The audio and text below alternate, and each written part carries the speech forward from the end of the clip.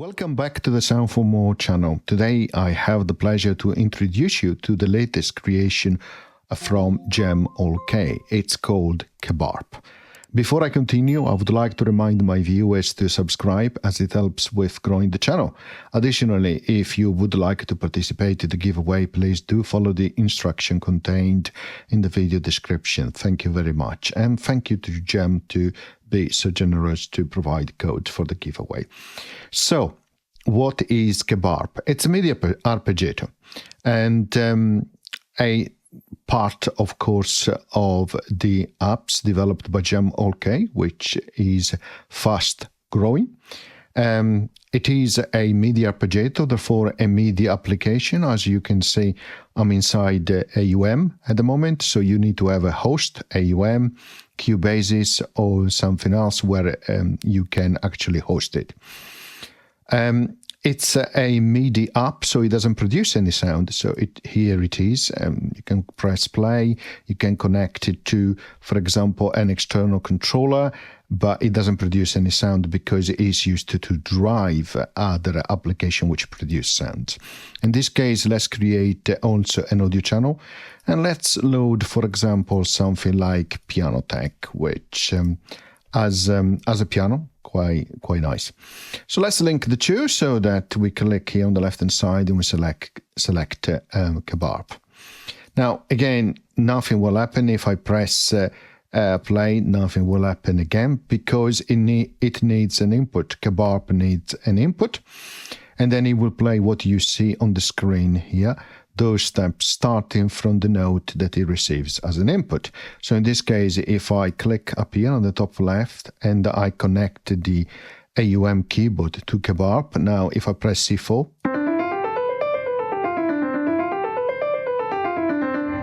so starting from C4 here, it will go through all those steps that you can see on the screen. So we'll go up and then down, and then it will repeat the pattern. Okay, so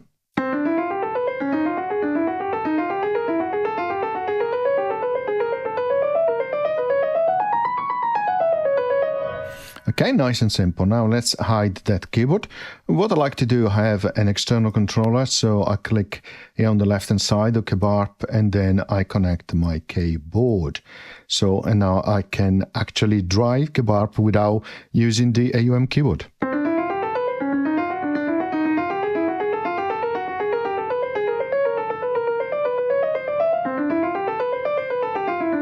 But of course, it's the same of using the AUM keyboard here. So it helps to have more space in terms of the tutorial. So in terms of how it works, it's very, very simple. So on the screen you see steps. Those steps are constrained to the scale which is selected. You select the scale down here, where is the scale, click on it, and then you choose a scale that you prefer. You can have also your favorite one as well. So let's say that I select minor. You can hear straight away that it's a minor scale now that is being followed. And but you can define your own pattern, of course, and you just click and drag. And as you can see, you can create a pattern as you like.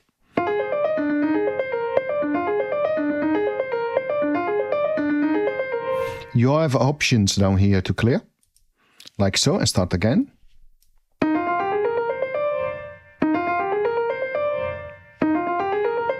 And of course, you make some alteration, like so, you can continue. You notice that when I click on a step, it disappears. I click again, it appears again. Or if I click and hold, it will disappear. Then if I move up and down, it will reappear. Okay, so that's how it works.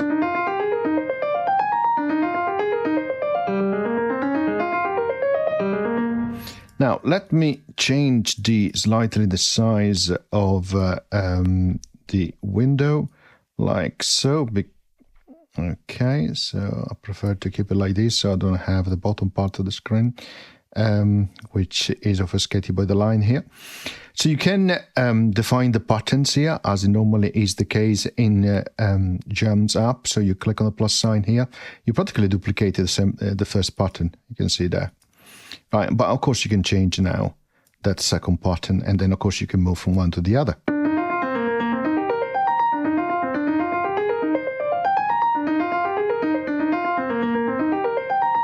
And you can keep adding buttons. You know from other applications from Cem Olcay that you can change the button using ACC message that you can configure. And of course you click and hold, and then you can copy, delete, and after you copy it, of course, you can create a new button, click and hold, and then you can paste that button and you can continue again. So in this case, we have 3 buttons, this first one, second one, and third one as well. In terms of UI, you see here the representation of steps, including further up. The screen in terms of vertical position horizontally, above or below the main point here, the middle point, can be defined by the minimum octave and the maximum octave. So you can say maximum octave, click and hold and move up, like so, +1. +2, you can see you give more space, and you do the same underneath here for the minimum octave, click and hold and then move down, and you can define -4, for example, for octave below. It doesn't change the pattern, it just changed the screens available.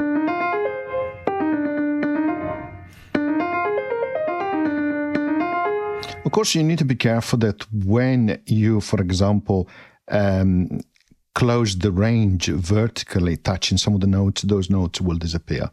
Okay, so just pay attention to that. Now, you can define the number of steps here, click and hold, and you can move up and down like so, or click here and you can define the steps inside this window, which works for all the other controls similarly. You can define the rate here. So let's say 32, we'll get faster. And you can see you have also triplet, etc. You can define the gate as well, how open you want the note to stay. And you can also add variety. So you can say, it's like variety randomization on the gate. And you can do the same on velocity. You can set them a defined velocity, and then you can add variety. So let's increase the variety for velocity.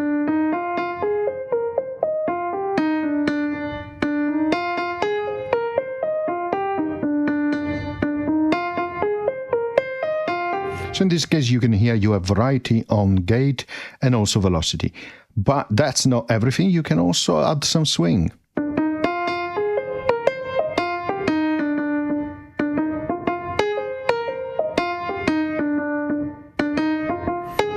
If you move pattern, like we go to pattern number 2, you can see the settings changes from where you were. So the settings here below are dependent on the pattern that you are selecting, which is quite nice because it allows you to create different sections of songs, for example, when you use it inside your own composition.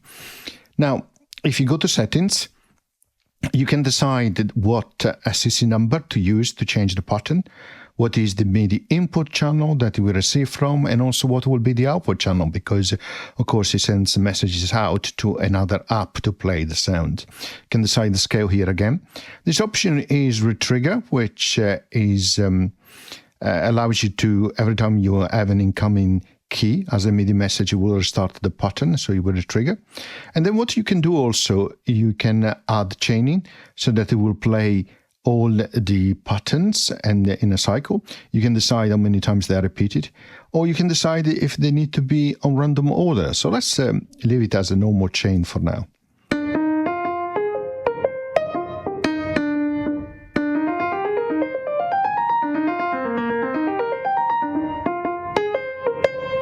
You can see it's gone through pattern 1, 2, 3, and then it repeats.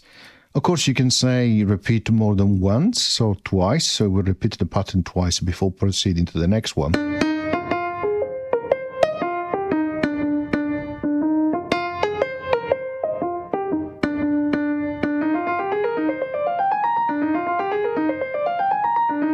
In this case, I'm just pressing a C4 on my external controller, okay?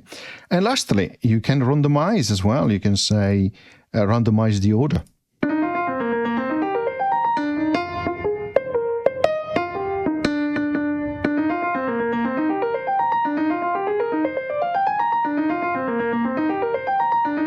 So you can see that the pattern here now is random in terms of which patterns are played. Now let's remove that. Let's leave that as a retrigger. Let's not have in pattern chain, and let's click done. Let's move to pattern frame. Now, of course, you can use it in different ways. First of all, it's quite small as a size, which is a bonus. It uses not so much on CPU. And of course, you can use multiple instances of Kebarp, and therefore you can have multiple MIDI arpeggiator running. So let's say, for example, that we create another instance here. We double click and click on the plus sign again. And we again load Kebarp.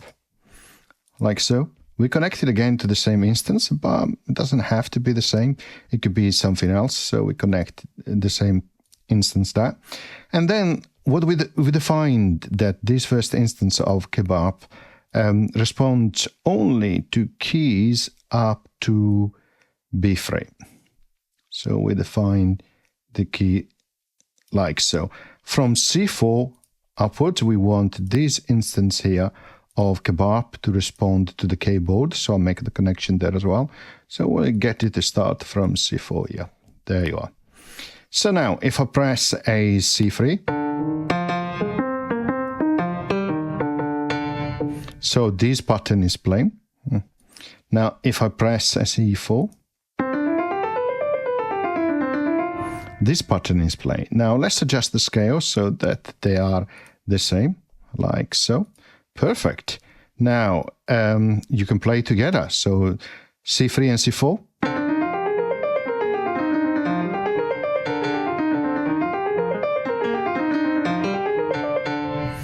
And of course, you can add some variety. Let's open that second instance. Let's create something different. Like so. We add some variety. Like so. Let's try.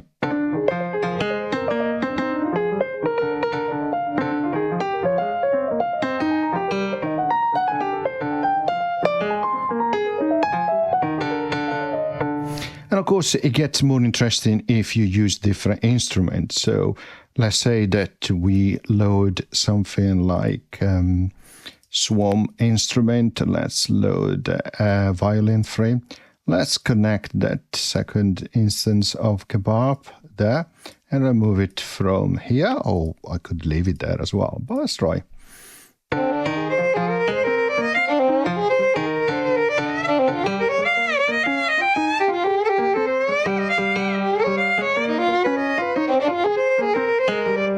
And if I don't want, for example, the violin to retrigger every time, so I go to settings and I remove the trigger.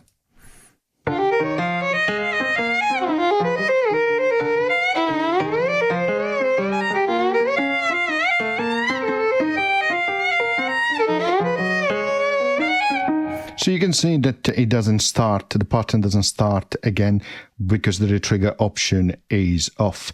So, and you can have a lot of fun like these. So that's one way that you can use it, multiple instances of the MIDI arpeggiator to drive multiple instances of different instruments based on what you play on your keyboard. And of course, using AUM, you can interface it to external gear as well. Or you can expand it and use it in different way as well. Let's clear this and let's create another MIDI channel. Let's create a MIDI channel, so not an audio channel. So start again. So click sign. Let's create this MIDI channel here. And let's start with, for example, chord. Okay. And the reason we're starting with chord is because we have some chords. We can define some chords. So let's choose some chords like so. Nothing really special. Let's create an audio channel. And let's say that we load here ISIN. Let's connect the two so that we have Kebarp playing an instrument here, these strings here. Okay, and that is fine. Then next we double click down here and we click on plus sign and we choose another bud application, ARP bud 2. We connect the two so that Kebarp 2 drives ARP bud 2. So the input here is Kebarp. Okay, and then of course we could have another instrument here. So let's say we load again a piano. Let's choose pure piano, and we connect pure piano to ARP bud 2 like so, and then we go inside ARP bud 2 and we define a pattern.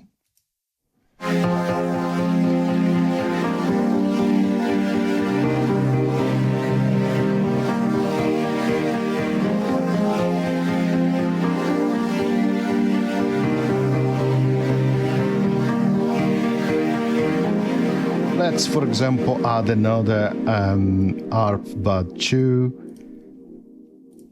instance like so. We take as an input again the same chord. Sorry, in here we take the input, yes, the same chord. So, and we choose the second Kebarp 2. There we go. So we have this instant play there. If I click play now here and I choose ARP bud, it's moving there, and we choose a different rate, like for example 1 bar. So it will be quite slow. But now we are going to add Kebarp here. And we take as an input, instead of keys, we take these ARP bud 2 session, so the second one. Okay, there it is. And then what we do, we create another audio channel, and we might want to load, for example, another some instrument, and why not trumpet. We connect these to the second instance, Kebarp. Okay, now we click play.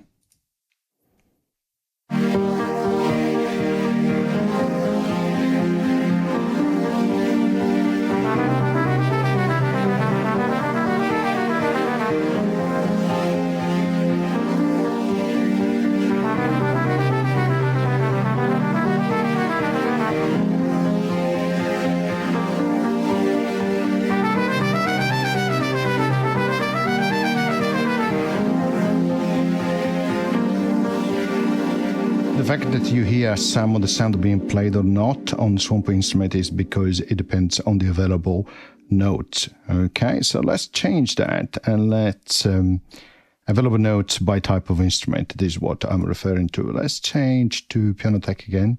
Let's connect to Kebarp, and let's choose here, for example, guitar, warm guitar. Okay.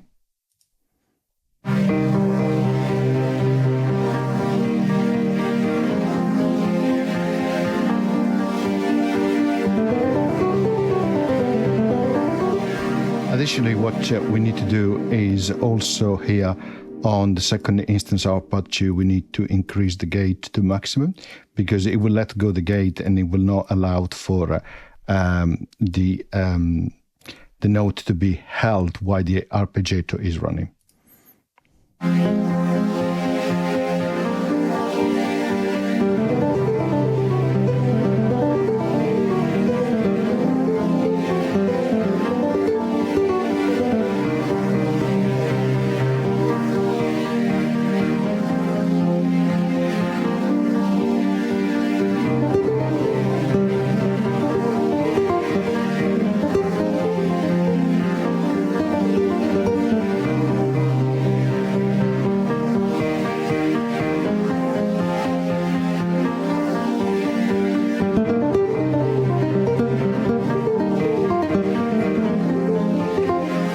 that's another way that you can use Kebarp inside, of course, your composition. Of course, just to be careful of ranges here. Sometimes it was playing, not playing, so it depends on the range, the notes which are available. Of course, you need to pay attention to that.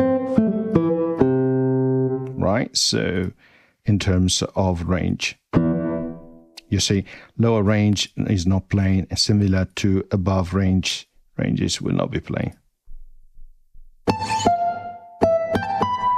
So you need to be careful to the range that you have selected. But in principle, hopefully this will explain how you can use it in different scenarios.